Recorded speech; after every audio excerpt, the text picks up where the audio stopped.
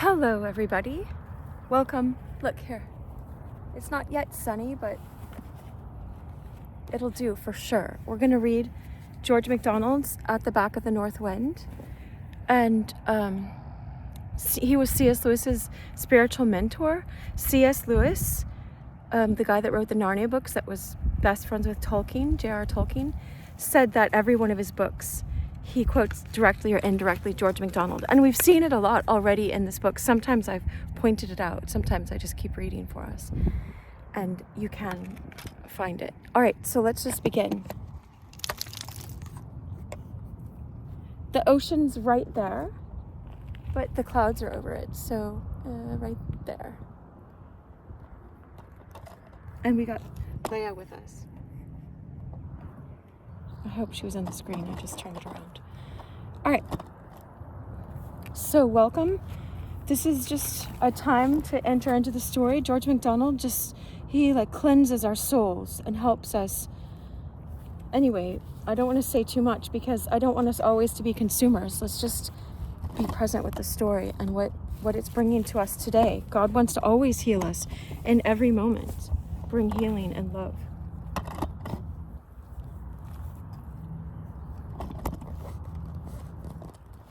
All right. I wonder if we're going to finish today.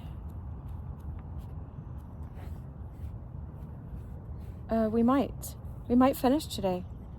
Either this one or the next one will be it seems like. So this is chapter 32, Diamond and Ruby. And I put diamonds, in my ears. I took the roses out to remind us of diamonds. Like God is making us all into diamonds, but you know how diamonds are made. Those coals are pressed. It's okay, Leia. Just it. It's okay. It's okay, girl. I don't know what's in the bushes. We'll see.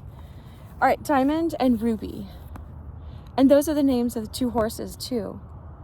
And Diamond and Nanny are now helping out at Diamond's house. Diamond's a little boy. You can totally start here. Don't worry about starting here.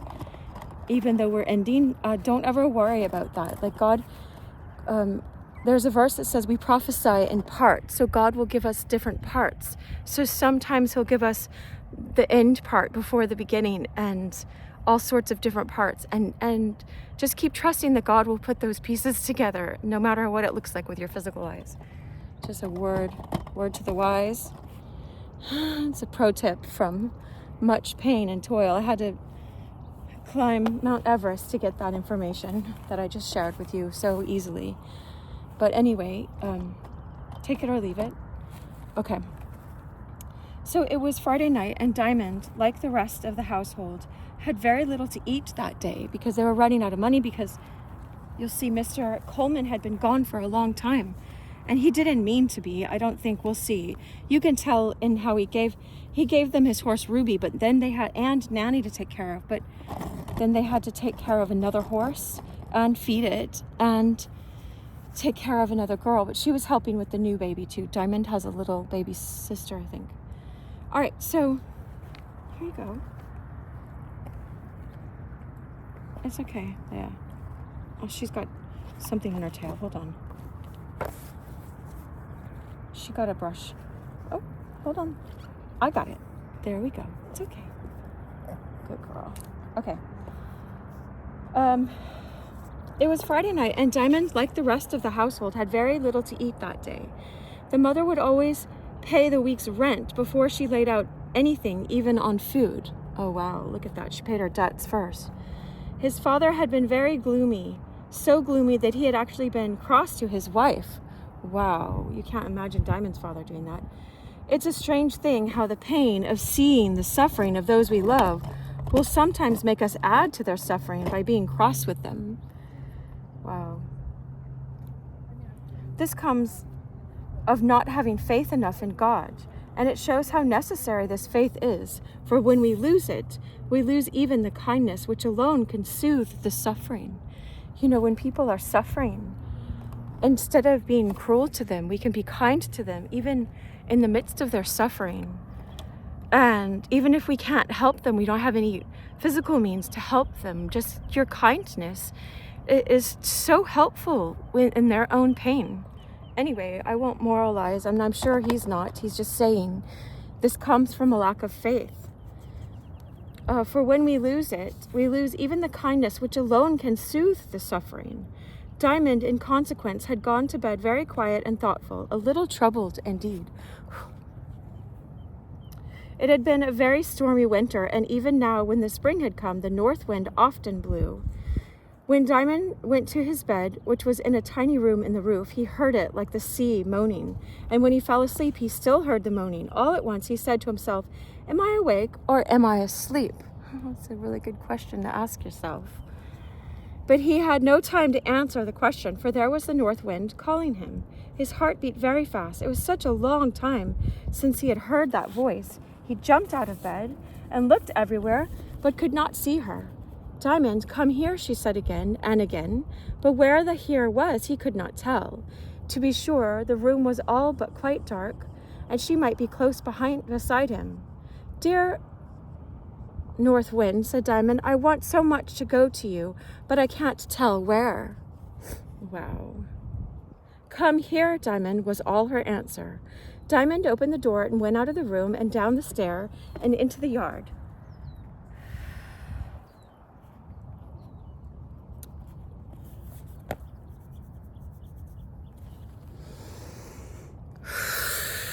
You have to face your fears. That's all that's coming to me. I mean, you don't have to. We get to with God's help. Anyway, North Wind was calling Diamond. He's got it made right there. And so Diamond opened the door and went out of the room. It was quite dark. Okay, wait. Down the stair and into the yard. His little heart was in a flutter, for he had not long given up all thought of seeing her. Neither now was he to see her. When he got out, a great puff of wind came against him, and in obedience to it, he turned his back and went as it blew. It blew him right up to the stable door. She went on blowing. "She wants me to go into the stable," said Diamond to himself, "but the door is locked." He knew where the key was, in a certain hole in the wall, far too high for him to get at. He ran to the place, however. Just as he reached it, there came a wild blast, and down fell the key, clanging on the stones at his feet. He picked it up and ran back and opened the stable door and went in. And what do you think he saw? A little light came through the dusty window from a gas lamp, sufficient to show him Diamond and Ruby with their two heads up, looking at each other across the partition of their stalls. The light showed the white mark on Diamond's forehead. It's okay. But Ruby's eye shone so bright that he thought more light came out of it than went in. Ruby was this other horse. Here they are. This is what he saw, but what do you think he heard? He heard the two horses talking to each other in a strange language, which yet somehow or other he could understand and turn over in his mind, in English. The first words he heard were from Diamond, who apparently had been already quarreling with Ruby. "Look how fat you are, Ruby," said old Diamond. "You are so plump and your skin shines so. You ought to be ashamed of yourself." "There's no harm in being fat," said Ruby in a desperate tone. "No, nor in being sleek. I may as well shine as not." "No harm," retorted Diamond. "It is no harm to go eating up all the poor master's oats and taking up so much of his time grooming you, when you only work 6 hours, no, not 6 hours a day, and as I hear, get along no faster than a big dray horse with 2 tons behind him. So they tell me." "Your master's not mine," said Ruby. "I must attend to my own master's interests and eat all that is given me, and be as sleek and fat as I can, and go no faster than I need." Wow. "Now really, if the rest of the horses weren't all asleep, poor things, they work till they're tired, I do believe they would get up and kick you out of the stable. You make me ashamed of being a horse. You dare to say my master ain't your master? That's your gratitude for the way he feeds you and spares you. Pray, where would your carcass be if it weren't for him? He doesn't do it for my sake. If I were his own horse, he would work me as hard as he does you. And I'm proud to be so worked." This is the other horse said that to Diamond. Diamond, the horse. There's a horse named Diamond, and this boy's name is Diamond. "And I'm proud to be so worked. I wouldn't be as fat as you, not for all your worth. You're a disgrace to the stable. Look at the horse next to you. He's something like a horse, all skin and bone, and his master ain't over kind to him either. He put a stinging lash on his whip last week, but that old horse knows he's got the wife and children to keep as well as his drunken master, and he works like a horse. I dare say he grudges his master the beer he drinks, but I don't believe he grudges anything else. Good morning. No, it's called At the Back of the North Wind. It's from the 1800s, so I'm just putting it on YouTube. Great. I'm a children's book author. I'm very happy you're doing it. Oh, great. I'm so glad. I started during, that time we were all at home. But this is George MacDonald. C.S. Lewis said it was his favorite author. I know that. He's great. Well, We homeschooled and all we did was read. No, he's not as well known, but it's so great. I'm almost at the end. Thank you. No worries. It's part of it all. She said she's a school teacher, so she reads, and I think she writes children's book too. I'm not sure if that's what she just said, but anyway, lovely lady, and her husband, it looked like. And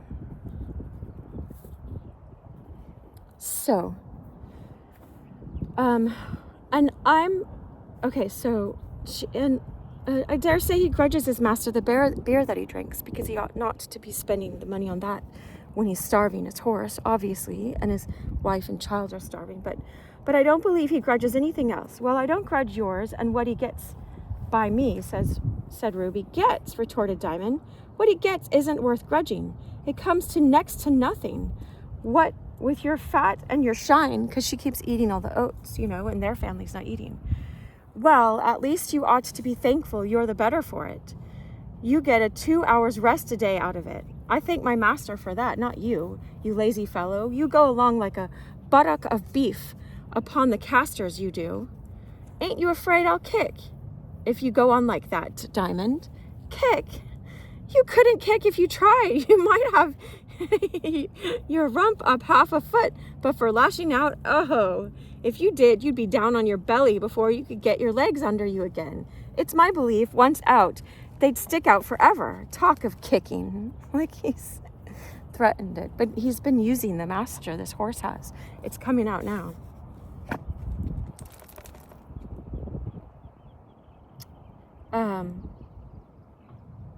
Why don't you put one foot before the other now and then when you're in the cab, the abuse master gets for your sake is quite shameful.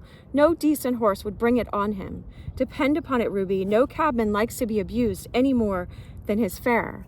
But his fares, at least when you are between the shafts, are very much to be excused. Indeed, they are. Well, you see, Diamond, I don't want to go lame again. I don't believe you were so very lame after all there. Oh, but I was. Then I believe it was all your own fault. I'm not lame. I never was lame in all my life. You don't take care of your legs. You never lay them down at night. There you are with your huge carcass crushing down your poor legs all night. You don't even care for your own legs. So as long as you can eat, and sleep. You a horse indeed. But I tell you, I was lame. I'm not denying there was a puffy look about your old off pastern, but my belief, it wasn't even grease, it was fat. I tell you, I put my foot on one of those horrid stones they make the roads with, and it gave my ankle such a twist. Ankle indeed. Why should you ape your betters? Horses ain't got any ankles, they're only pasterns.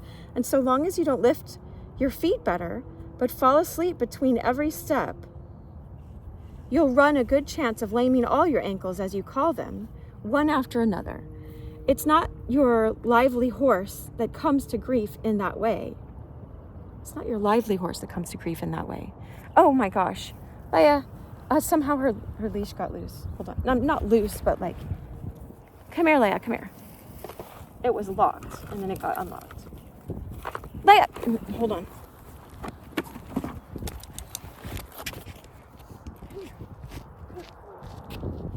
Now, she got out of her leash altogether. Okay, and I lost our place, but I can find it. Okay, sorry about the interruption. Come here, Leia. Wow. It's so fun to hear the horses talk. I wonder if he got the idea of Narnia from this, you know, from talking animals. Because he was writing literary books before, C.S. Lewis, you know, before. Okay, I'll make this tighter. Okay. I saw her way over in the bushes. I'm like, how did she get over there? Because she's onto my, I have her locked onto my backpack. Don't tell her. Not locked, but just so she can't get away, so I can keep watching. Okay. All right, girl. You can sit here. Sit here. I'm gonna have to get all these briars off of you. All right. Okay, we got the chapter, Diamond and Ruby. Okay. Okay, so he's talking to him about the ankles. I mean, talking to Ruby, I don't know if Ruby's a... Anyway, so...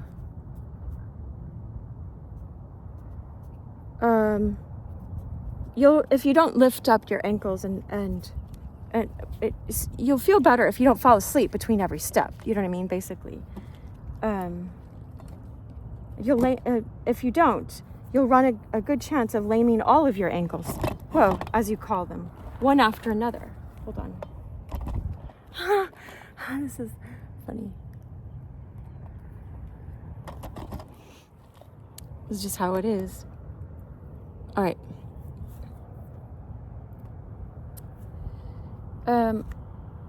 It's not your lively horse that comes to grief in that way. I tell you, I believe it wasn't much. And if it was your own fault. There, I've done. I'm going to sleep. I'll try to think as well of you as I can. If you would but step out a bit and run off a little of your fat. Here, Diamond, and this makes me want to run the whole way back on all these hills. Look at these paths. Let's see. They're over there. Look, they're up and down.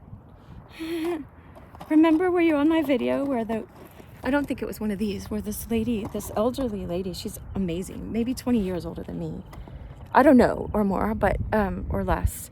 But she's just like, I love the uphill. And she just kept going up this hill and down it. And like, it's the hardest part. And she just excelled, you know. And I just saw these young men running cross country. And I was like, good job, you know. Because they're bringing that health and fitness to this world. I could just feel it, but I didn't know what we were going to read today. But I'll keep reading, so maybe we can finish. Anyway, I mean, not just to finish, but, you know, to make use. Anyway, here Diamond began to double up his knees, but Ruby spoke again, and as young Diamond thought, in a rather different tone, I say, Diamond, I can't bear to have an honest old horse like you think of me like that. I will tell you the truth. It was my own fault that I fell lame. I told you so, returned the other, tumbling against the partition as he rolled over on his side to give his legs every possible privilege in their narrow circumstance. I meant to do it, Diamond.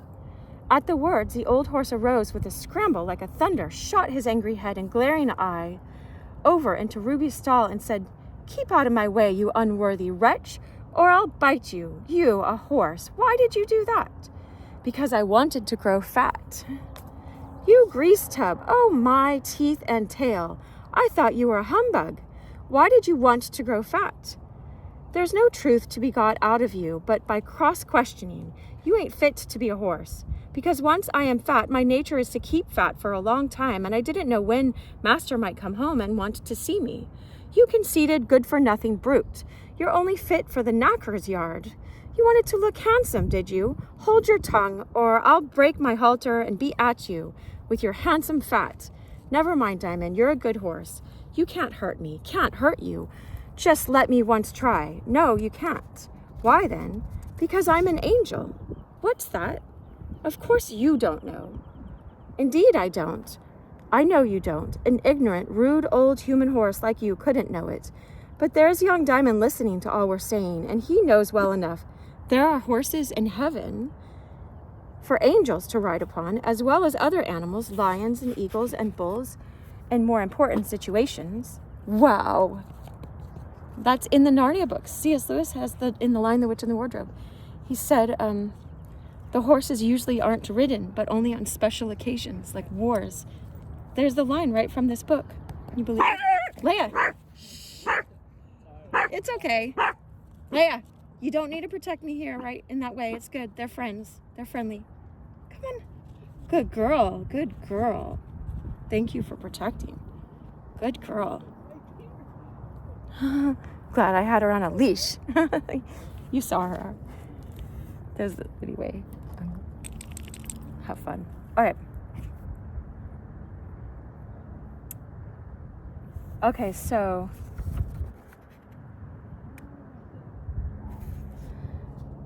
lions and eagles and bulls in more important situations. The horses the angels ride must be angel horses, else the angels couldn't ride upon them. Well, I'm one of them. You ain't.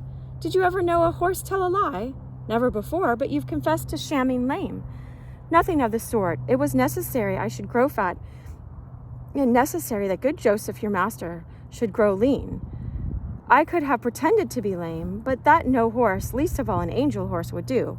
So I must be lame, and so I sprained my ankle, for the angel horses have ankles. They don't talk horse slang up there, and it hurt me very much, I assure you. Diamond, though, you mayn't be good enough to be able to believe it. Old Diamond made no reply. He had lain down again, and a sleepy snort, very like a snore, revealed that if he was not already asleep, he was past understanding a word Ruby was saying. When young Diamond found this, he thought he might venture to take up the dropped shuttlecock of the conversation. I'm good enough to believe it, Ruby, he said. But Ruby never turned his head or took any notice of him. I suppose he did not understand more of English than just what the coachman and stablemen were in the habit of addressing with him. Finding, however, that his companion made no reply, he shot his head over the partition and looked down at him and said, You just wait till tomorrow, and you'll see whether I'm speaking the truth or not. I declare the old horse is fast asleep, Diamond. No, I won't. Ruby turned away. I declared the old horse is fast asleep. Okay, I don't know who was talking, but Ruby turned away and began pulling at his hay rack in silence. Diamond gave a shiver and, looking round, saw that the door of the stable was open. He began to feel as if he had been dreaming, and after a glance about the stable to see if North Wind was anywhere visible, he thought he had better go back to bed. The prospect brightens. Wow, and he made it chapter 33. That was the age Christ died for us, is recorded in the Bible. Other people try to take that number, but I claim it back for God. Anyway, not to bring up stuff that doesn't need to be brought up. Okay, the prospect brightens. I'm ready for that, right? Aren't you ready for the prospect to brighten? That's so cool. I was encouraged by an author, a children's author. I think that's what she said she was. I mean, I've written a book for children, but it was devotional. It's still out there. It's called I Know Just How You Feel. I wrote it when I was a teenager. 4 teens by a teen. Anyway, the prospect brightens. The next morning, Diamond's mother said to his father, I'm not quite comfortable about that child again. What child, Martha? Asked Joseph. You've got a choice now. Well, Diamond, I'm afraid he's getting into his queer ways again. He's been at his old trick of walking in his sleep. I saw him run up the stair in the middle of the night. Didn't you go after him, wife? Of course I did, and found him fast asleep in his bed. It's because he's had so little meat for the last 6 weeks, I'm afraid. It may be that. I'm very sorry, but if it don't please God to send us enough, what am I to do, wife? You can't help it. I know, my dear good man, returned Martha. Oh, now we know her name too, Martha. That's awesome. And after all, I don't see why he shouldn't get on as well as the rest of us. There, I'm nursing baby all this time, and I get along pretty well. You know, it takes a lot. I remember nursing. You just are hungry all the time, and you're so thirsty. But at least they have water, so that's good.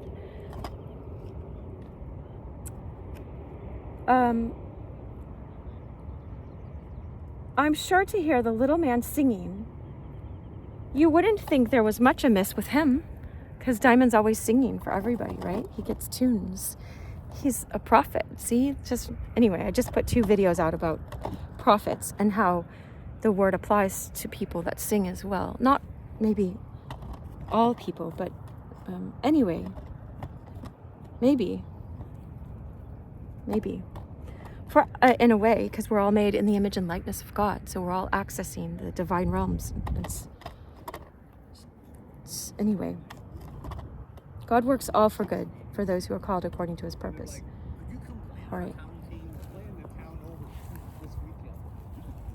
Morning. Okay, so for at that moment, Diamond was singing like a lark in the clouds. He had the new baby in his arms. While his mother was dressing herself, Joseph was sitting at his breakfast, a little weak tea, dry bread, and very dubious butter, which Nanny had set for him, and which he was enjoying because he was hungry. You enjoy a lot of things when you're hungry or thirsty, you know. You're just so happy to have water, I tell you. We're so lucky. Anyway, I was just watching a video last night about these people that went for 3 days without water because they were in a train car. Anyway, I won't go into it. It's too gruesome, but it happened, and he lived, and his cousin lived as well. Wow. Anyway, he had groomed both horses and had got old Diamond ready to put to. Think of a fat angel, Dulcimer, said Diamond.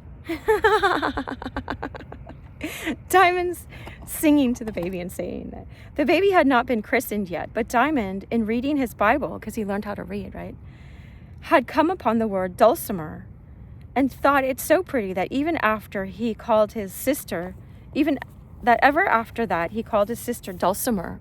Wow, I want to read about it in the Bible. Think of a red, fat angel, Dulcimer, he repeated, for Ruby's an angel of a horse, Dulcimer. He sprained his ankle and got fat on purpose. What purpose, Diamond? Asked his father. Ah, that I can't tell. I suppose to look handsome when his master comes, answered Diamond. What do you think, Dulcimer? It must be for some good, for Ruby's an angel. Wow. I wish I were rid of him anyhow, said his father, for he weighs heavy on my mind. No wonder, father, he's so fat, said Diamond. But you needn't be afraid, for everybody says he's in better condition than when you had him. Yes, but he may be as thin as a 10-horse before his owner comes. It was too bad to leave him on my hands this way. Perhaps he couldn't help it, suggested Diamond. I dare say he has some good reason for it. I'm sure he will, right? So I should have said, returned his father, if he had not driven such a hard bargain with me at first. But we don't know what may come of it yet, husband, said his wife, right? We don't know the end of the story. We're told only in part. We prophesy in part. But God knows the fullness of the matter therein. But we don't know what may come of it yet, husband, said his wife. Mr. Raymond may give a little to boot, seeing you've had more of the bargain than you wanted or reckoned upon. I'm afraid not. He's a hard man, said Joseph as he rose, and he went to get his cab out. Well, that's how he experienced him, but Diamond knew he was different. But anyway, Joseph was testing his character. Whoa, what is that? Do you see that?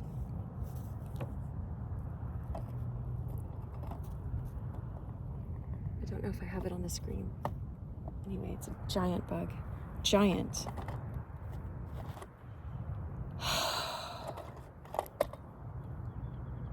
Wow.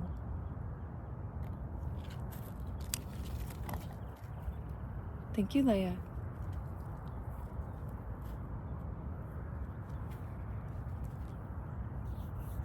Okay. Come over here. Come here then. All right, you can go over there. She keeps tangling up against the stand that I have for my backpack.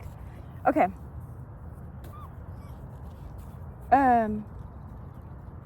And he rose and he went to go get his cab out. Diamond resumed his singing. For some time he caroled snatches of everything or anything, but at last it settled down into something like what follows. I cannot tell where or how he got it, right? Just like I was saying about the songs, we cannot tell where or how someone got it. But here's his song, right? We know George MacDonald, C.S. Lewis said he didn't find any author closer to the Spirit of God or of Christ or something very much like that than George MacDonald. Where did you come from, baby dear? Out of the everywhere into here. Where did you get your eyes so blue? Out of the sky as I came through. What makes the light in them sparkle and spin? Some of the starry spikes left in. Where did you get that little tear? I found it waiting when I got here. What makes your forehead so smooth and high? A soft hand stroked it as I went by. What makes your cheek a little warm white rose? I saw something better than any of those. Whence that three-cornered smile of bliss? 3 angels gave me at once a kiss. Where did you get this pearly ear? God spoke, and it came out to hear. Where did you get those arms and hands? Love made itself into hooks and bands. Feet, whence did you come, you darling things? From the same box as the cherub's wings. How did they all just come to you? God thought about me, and so I grew. But how did you come to us, you dear? God thought about you, and so I am here. Right? Look, that's like he just did Psalm 139 in a different way. You've knit me together in my mother's womb. I praise you, for I am fearfully and wonderfully made. Such knowledge is too vast for me, too lofty for me to obtain. Where shall I go from your presence, O Lord? If I go up to the mountains, you are there. If I go down to the depths of the sea, you are there as well. And then I'm mixing in Psalm 23. Your rod and your staff, they comfort me. You lead me beside quiet waters.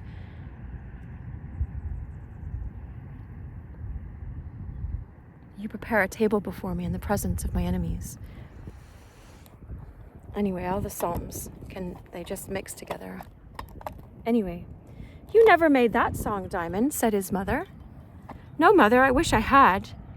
No, I don't. That would be to take it from somebody else. Oh, okay, well, we just got it.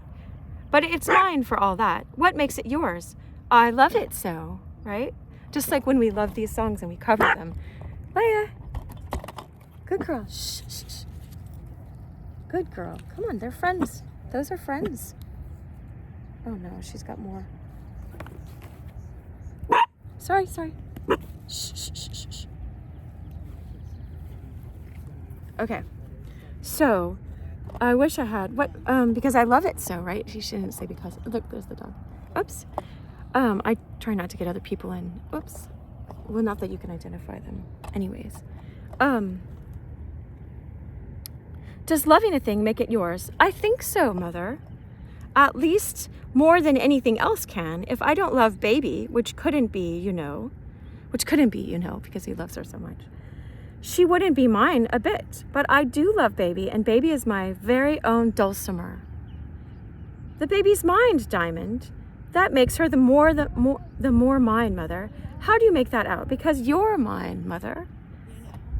Is that because you love me? Yes, just because. Love makes the only minus, said Diamond. Oh, my children. My platform it's God's, but I love you guys. That's why I'm doing this. Otherwise, I could just store it up all myself, but I want all of you to have it too. I don't want to keep all this good myself. I know other people need it just as much. I can't imagine more than I need it, but so I share. I'm glad to. Okay, how do you make that out? Because you're mine, Mother. Is that because you love me? Yes, just because. Love makes the only minus, said Diamond. God's showing me. I have this little clip, like a clothesline clip, and it just says, be mine. It's all pink. I show it on my videos all the time because God directs my eye up to it. It's over my desk. And so sometimes in the middle of a video, he'll show me that because he wants us to be his, because he loves us. It's his minus. But anyway, when his father came home to have his dinner and changed Diamond for Ruby, they saw him look very sad, and he told them he had not had a fare worth mentioning the whole morning. We shall all have to go to the workhouse, wife, he said. Wow. It would be better to go to the back of the north wind, said Diamond dreamily, not intending to say it out loud. Whoa, that's rough. All right, but look who's coming. We'll see the picture right here. I don't know, maybe. So it would, answered his father. But how are we to get there, Diamond?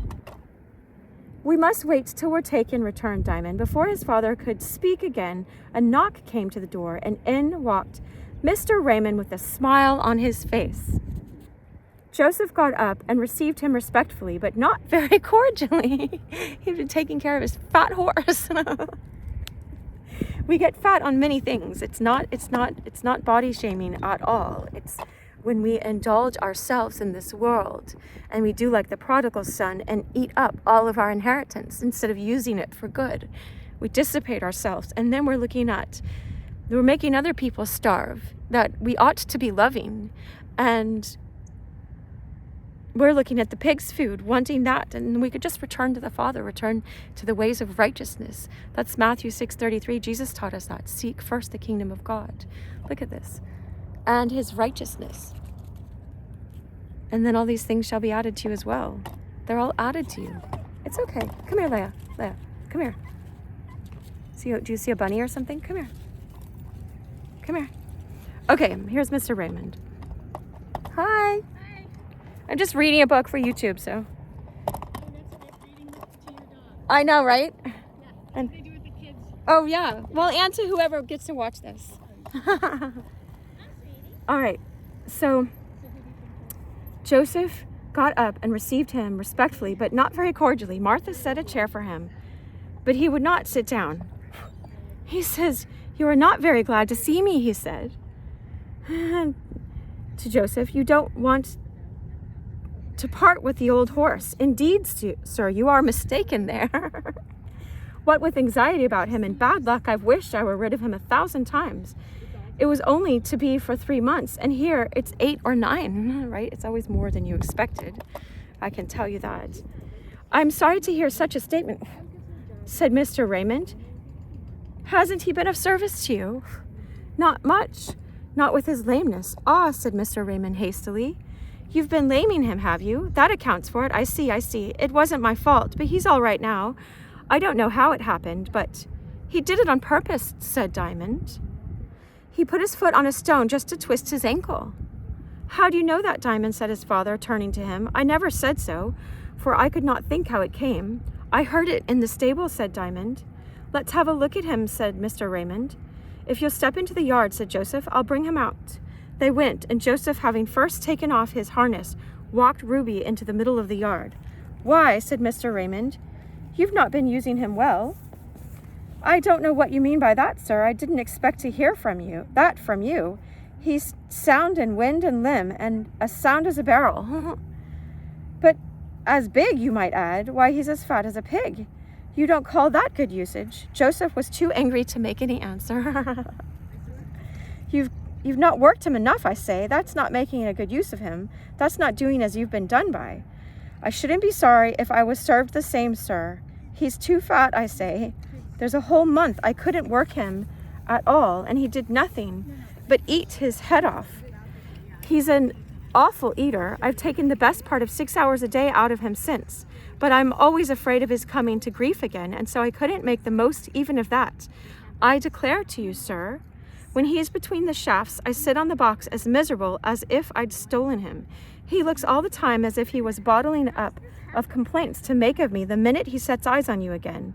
There, look at him now, squinting round at me with one eye. I declare to you on my word, I haven't laid the whip on him more than 3 times. I'm glad to hear it. He never did want the whip. I didn't say that, sir. If ever a horse wanted the whip, he do.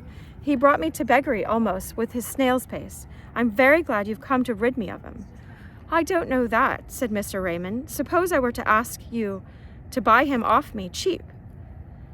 I wouldn't have him in a present, sir. I don't like him, and I wouldn't drive a horse that I didn't like. Not for gold.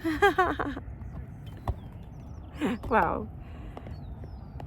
It can't come to good where there's no love between them. Just bring out your own horse and let me see what sort of a pair they'd make. Joseph laughed rather bitterly as he went to fetch Diamond. When the two were placed side by side, Mr. Raymond could hardly keep his countenance, but from a mingling of feelings. Besides the great round barrel, right? Ruby, all body and no legs.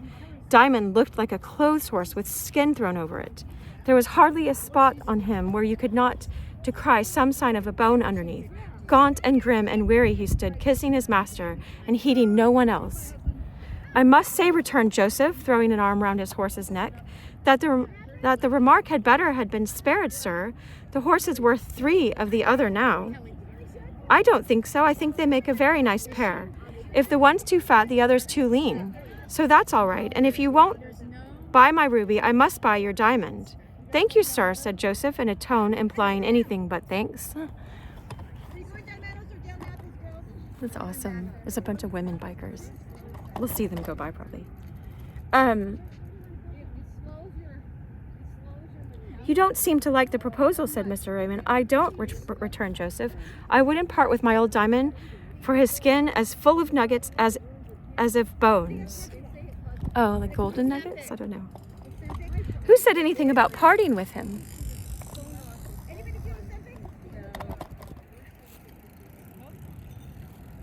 Yeah, I hope not either. I just heard what they said. Anyway.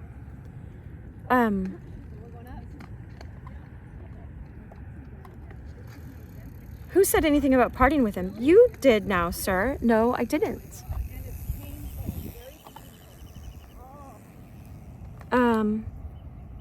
I only spoke of buying him to make a pair with Ruby. We could pair Ruby and patch Diamond a bit, and for height, they're as near a match as I care about. Of course, you would be the coachman, if only you would consent to be reconciled to Ruby. Joseph stood bewildered, unable to answer. I bought a small place in Kent, continued Mr. Raymond, and I must have a pair to my carriage. He wants him to be his carriage driver and give him a home and everything. Sounds like. Here I thought we'd finish, right? We're not going to finish. For the roads are hilly thereabouts. I don't want to make a show with a pair of high steppers. I think these will just do. Suppose for a week or two you set yourself to take Ruby down and bring Diamond up. If we could only lay a pipe from Ruby's sides into Diamond's, right? Give Diamond all the fat, the Ruby accrued. It would be the work of a moment, but I fear that wouldn't answer. A strong inclination to laugh intruded upon Joseph's inclination to cry, because they were starving, and made speech still harder than before. I beg your pardon, sir, he said at length. I've been so miserable for so long that I never thought you was only a chaffing of me when you said I hadn't used the horses well. I did grumble at you, sir, many's the time in my trouble, but whenever I said anything, my little Diamond would look at me with a smile, as much to say, I know him better than you, father, and upon my word, I always thought the boy must be right. Aww.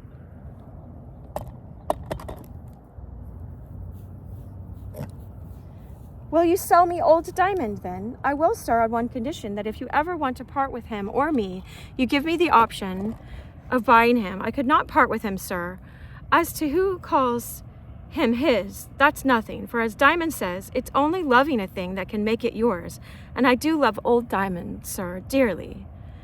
Well, there's a check for £20, which I wrote to offer you for him in case I should find you had done the handsome thing by Ruby. Will that be enough? It's too much, sir.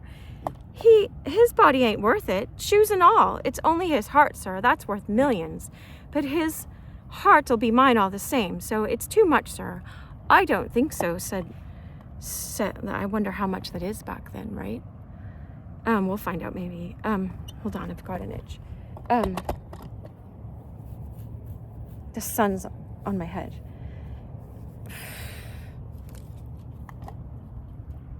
Good job, Leia. Okay.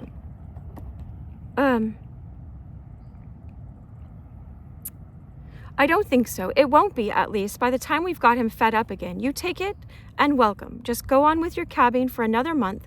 Only take it out of Ruby and let Diamond rest. And by that time, I shall be ready for you to go down into the country. Thank you, sir. Thank you. Diamond set you down for a friend, sir, the moment he saw you. I do believe that child of mine knows more than other people. I think so, too, said Mr. Raymond as he walked away. He had meant to test Joseph when he made the bargain about Ruby, but he had no intention of so greatly prolonging the trial. He had been taken ill in Switzerland and had been quite unable to return sooner. He went away now highly gratified at finding that he had stood the test and was a true man. Joseph rushed in to his wife, who had been standing at the window anxiously waiting the result of the long colloquy. When she heard that the horses were to go together in double harness, she burst forth in a moderate fit of laughter. Diamond came up with the baby in his arms and made big, anxious eyes at her, saying, "What's the matter with you, mother dear? Do cry a little. It will do you good. When father takes ever so small a drop of spirits, he puts water to it." I don't know what that means.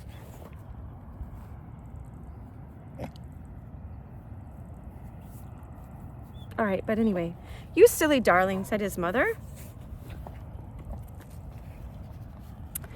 "How could I both laugh at the notion of the great fat Ruby going side by side with our poor old Diamond? But why not, mother?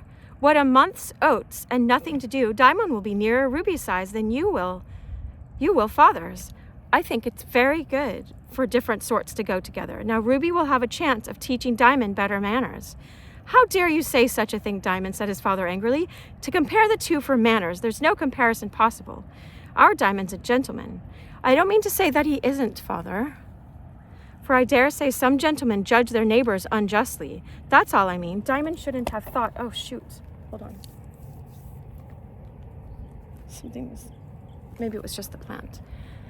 Okay. Look how beautiful the sky is, you guys. Whoops. Someone was putting their sweatshirt and stuff.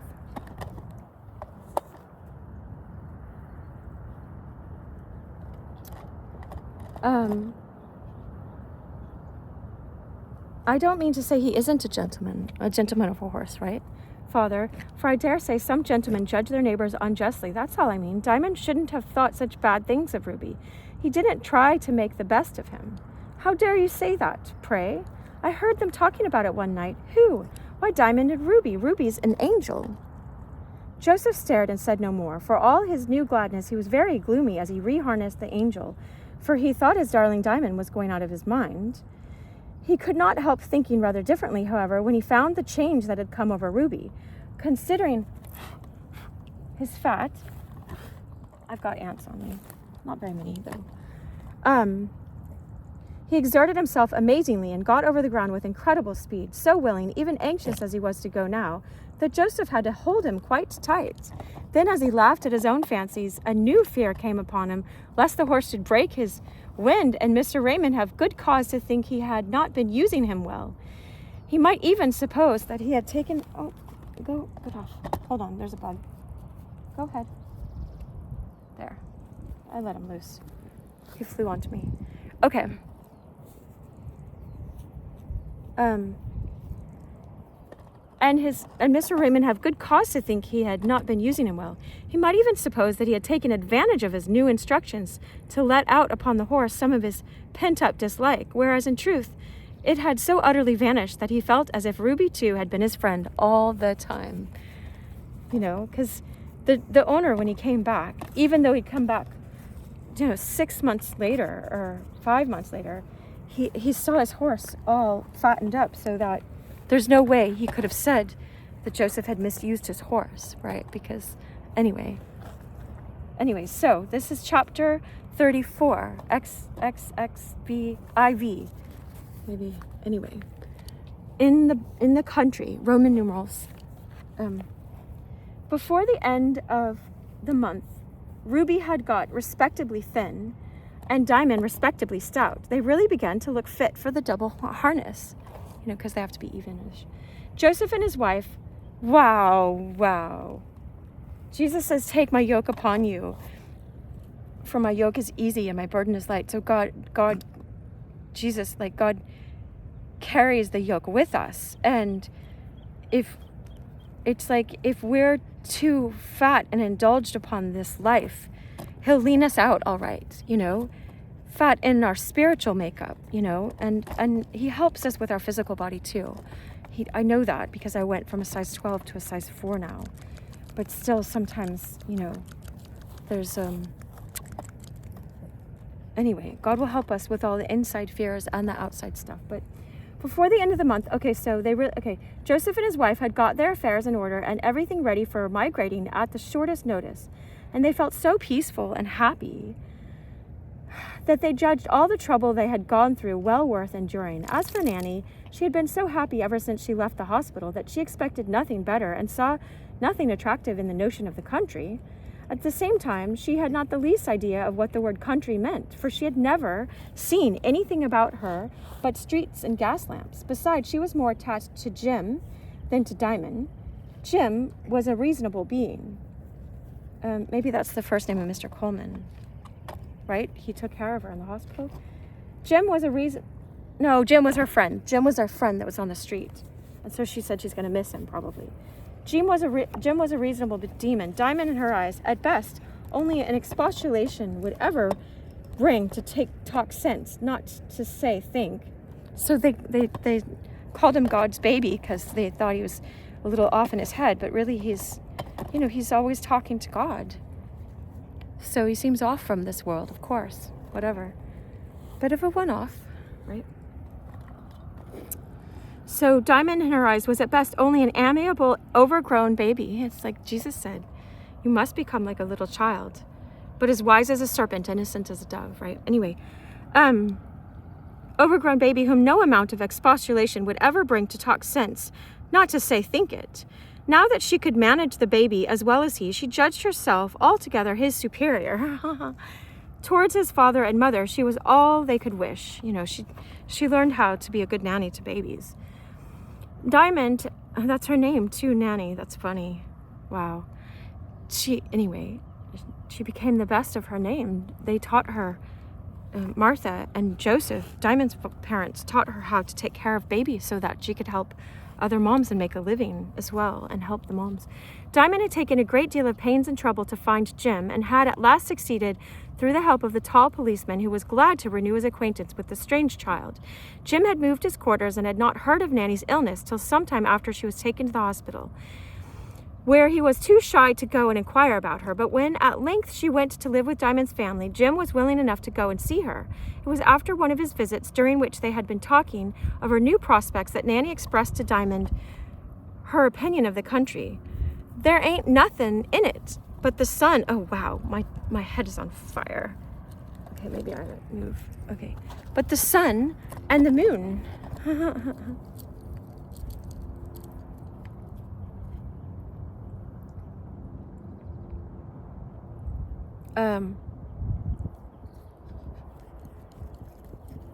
The sun and the moon, Diamond. There's trees and flowers, said Diamond. Well, they ain't no count, returned Nanny. Ain't they? They're so beautiful, they make you happy to look at them. Wow, look at our flowers today. I was hoping that would be enough, because I really like having the ocean. It's so expansive. It helps us feel the bigness of God, but we've always got the sky. Anyway. That's because you're such a silly. Diamond smiled with a faraway look, as if he were gazing through the clouds of green leaves, and the vision contented him.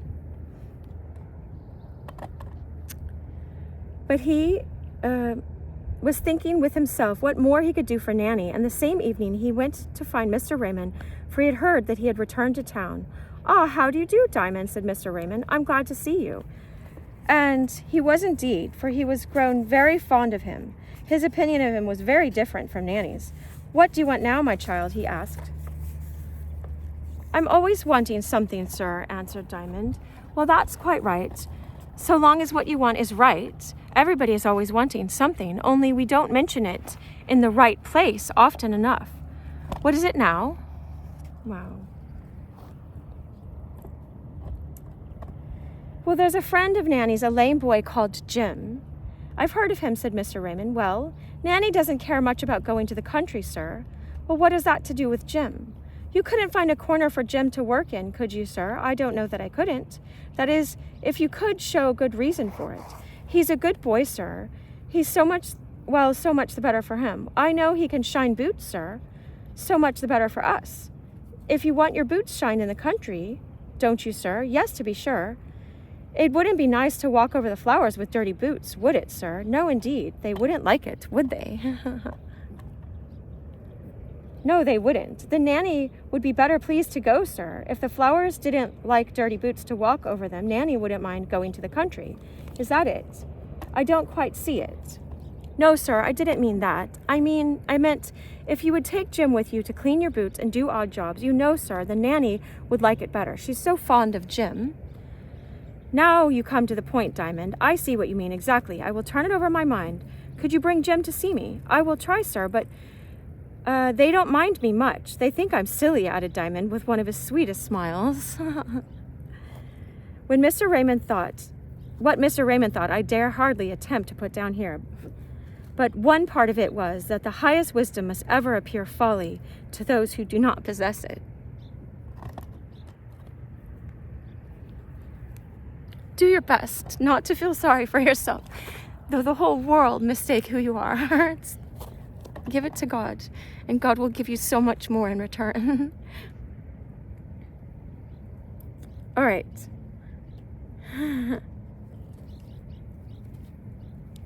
I think he would come, though. After dark, you know, Diamond continued. He does well at shining boots. People's kind of lame boys, you know, sir, but after dark, there ain't so much doing. Diamond succeeded in bringing Jim to Mr. Raymond, and the consequence was that he resolved to give the boy a chance. He provided new clothes for both him and Nanny, and upon a certain day, Joseph took his wife and 3 children. And 3 children, and Nanny and Jim by train. Oh, so wait, there's 2, there was a baby boy and now a baby girl. Yeah, they had 3 children. I forgot the other baby had grown. And upon took his wife and the 3 children and Nanny and Jim by train to a certain station in the country of Kent, where they found a cart waiting to carry them and their luggage to the Mound, which was the name of Mr. Raymond's new residence. I wish we could all go right now. I wish we were. Anyway, this is way, way good enough, but I love going to England, you know. I haven't been to Kent, but it's in Pride and Prejudice. Someone moved to Kent. Anyway, or they went by there. I will not describe the varied feelings of the party as they went or when they arrived. All I will say is that Diamond, who is my only care, was full of quiet delight, a gladness too deep to talk about. Oh, the abundance of God, right? Okay, look, here's the cart in the picture. Joseph returned to town the same night, and the next morning drove Ruby and Diamond down with the carriage behind them, and Mr. Raymond and a lady in the carriage. For Mr. Raymond was an old bachelor no longer. He was bringing his wife with him to live at the Mound. Oh, lovely, he got a wife. Lovely, that's so awesome. It just happens. It happens to be that he got one, and it's in the story now. Oh, it's so lovely. That's like in North and South. That's how, by Elizabeth Glasgow. That's how, what's her name? Look back. The main character in it wanted to get married. Just go to a church on Sunday and come back, you know, man and wife. Make it really easy, because she had just prepared her cousin's wedding, which took forever, but what's her name? Anyway, I can't think of it now, because we're in this story.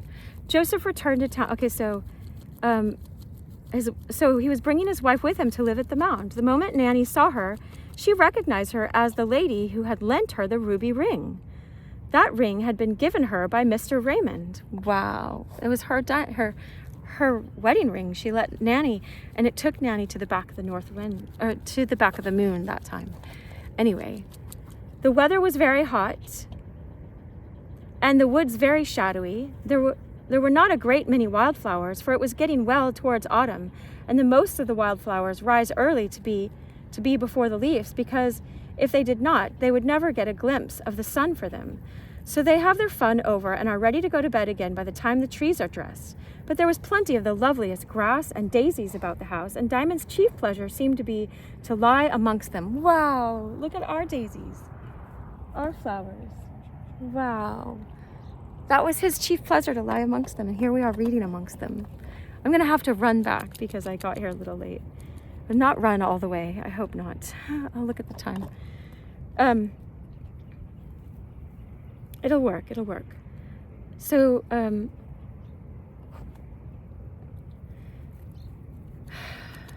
to lie amongst them and breathe the pure air, but all the time he was dreaming of the country at the back of the north wind and trying to recall the songs the river used to sing.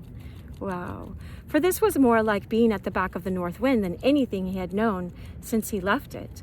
Sometimes he would have his little brother, sometimes his little sister, and sometimes both of them in the grass with him. And then he just felt like a cat with her first kittens. He said only they couldn't purr. All he could do was to sing.